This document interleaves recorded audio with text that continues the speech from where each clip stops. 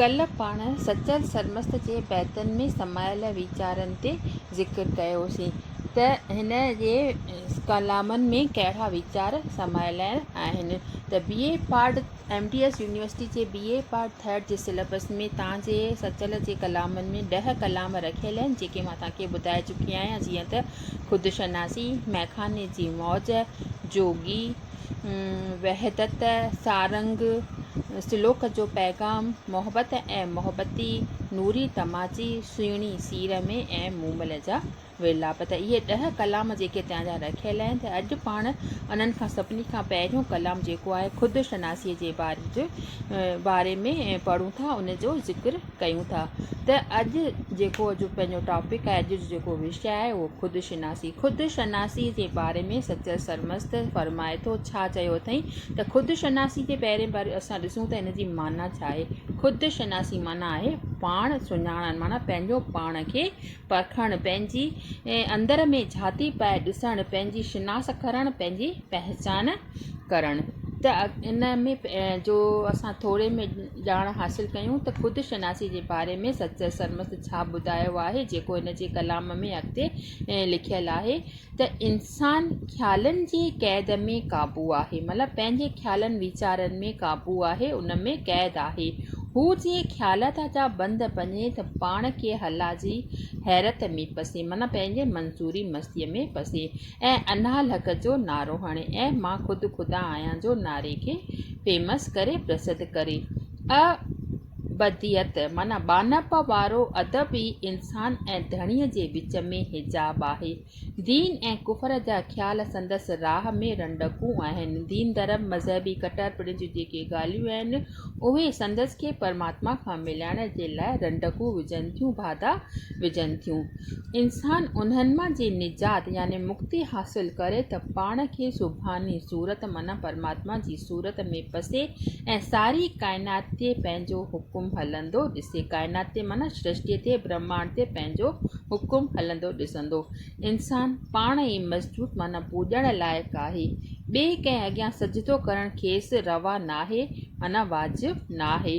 हू असुल में सुल्तान आहे, माना बादशाह आहे, पर दुनिया जे दाम में माना दुनिया जे दामन में पंहिंजी असुलियत भुलिजी वियो आहे। हू हुत माशूक हो, पर हिते आशिक़ थी आयो आहे। हू माशूक ऐं आशूक जी माना तव्हांखे मां पहिरियों ॿुधाए चुकी आहे त माशूक माना चाहे ऐं आशिक़ माना चाहे ऐं माशूक माना जंहिंखे चाहिजे। त हू आशिक़ बि पाण आहे, माशूक बि पाण आहे। सचल सरमस्त जे अनुसार बंदो जेको आहे उहो आशिक़ माशूक ॿई पाण आहे। हिकु ईश्वर इंसानी जामो पहिरें पंहिंजो ई हुस्न पाण पियो पसे। शाह साहिब इहो राज़ हीअं सम्झायो आहे त पाण ई पसे पाण खे, पाण ई महबूब, पाण ई ख़ल्क़ी खूब, पाण ई तालब तिन जो।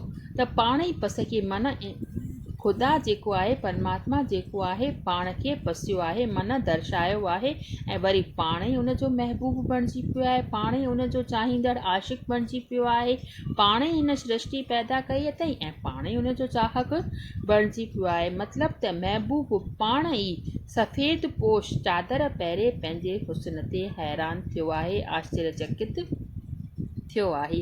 त हिन जा जेके कलाम आहिनि, उन्हनि जो पहिरियों जेको कलाम आहे उहो आहे त अवल भेरे वञ सचल बंद ख़्यालात जा तिहां पुॼाणो वञ हुला जे हैरत में। इन में सचल सरमस्त फरमाए थो त पहिरियों जेको आहे असांखे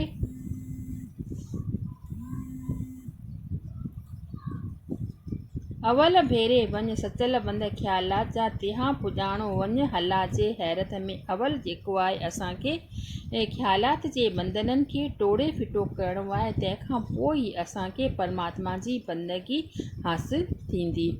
नेक्स्ट आहे अदब अथई ओट ओट त अगाऊं थिए, मार नगारी चोट आशिक़ अनाल हक़ जी।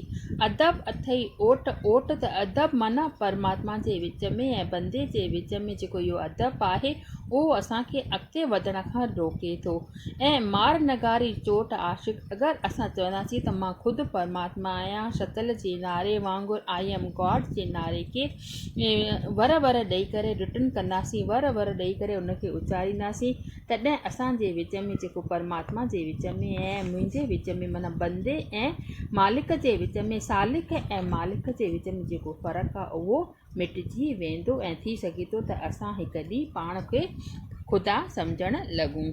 नेक्स्ट आहे दीन कफ़र दिलदाम ॾिज मिड़ियो ई मौज में तिहां पोइ हुकाम हर्जा सचो थींदो। दीन कफ़र जा जेके ख़्याल आहिनि उहे असांखे टोड़े फिटा करणा आहिनि। पोइ असांखे ईअं लॻंदो त असां ख़ुदि ई बादशाह आहियूं। हर जॻह ते असांखे जीअं बादशाह जो हुकुम न हलंदो आहे तीअं असांखे ख़ुदि खे ईअं लॻंदो त हीअ सृष्टि ॿिए कंहिंजे दम सां न पर असांजे दम सां हली रही आहे। नेक्स्ट आहे जे चवनि था आदमी से न मञा मां सचो आहियां जो बानो ॿिए जो न थियां। जेके माण्हू मञनि था उनखे मूंखे न मञिणो आहे। मां सचो आहियां अगरि त मूंखे कंहिंजी बि ग़ुलामी या बंदगी न करणी आहे। नेक्स्ट आहे हिकु सफ़र साहे त ॿियो सफ़र साल पहिरियों था राह त पोयों था पोइ रहियो। त चए हिकु सफ़र शायदि इहे इम्पॉर्टेंट पोइम अथव, इलाही दफ़ा तव्हांजे एग्ज़ाम में पिणु आई आहे। त छा मतिलबु आहे हिकु सफ़र शायदि त ॿियो सफ़र साल। हिकु सफ़र जेको आहे उहो पल जो आहे ऐं ॿियो साल जो आहे। पहिरियों था राह त पोयों था पोइ रहियो। पहिरियों खां असांखे राहत मिले थी, सुख मिले थो ऐं पोयां त सालनि जा साल बंदगी कंदा रहिजी वेंदा। पर जेसिताईं सची दिलि सां पंहिंजे हिया सां सची दिलि सां असां बंदगी न कई आहे, परमात्मा खे यादि न कयो आहे त भले असां सालनि जा साल तपस्या कंदा रहूं असांखे उहो परमात्मा हासिलु कोन थींदो। पर हिकु पल लाइ बि अगरि हिकु क्षण लाइ बि परमात्मा खे यादि कयो आहे, हिकु पल हिकु मिंट असां हिकु घड़ी यादि कई आहे, उहा सची दिलि सां यादि कई आहे त उहो परमात्मा असांजो आवाज़ु ॿुधंदो ऐं पंहिंजो पाण खे असांखे पंहिंजो बणाईंदो।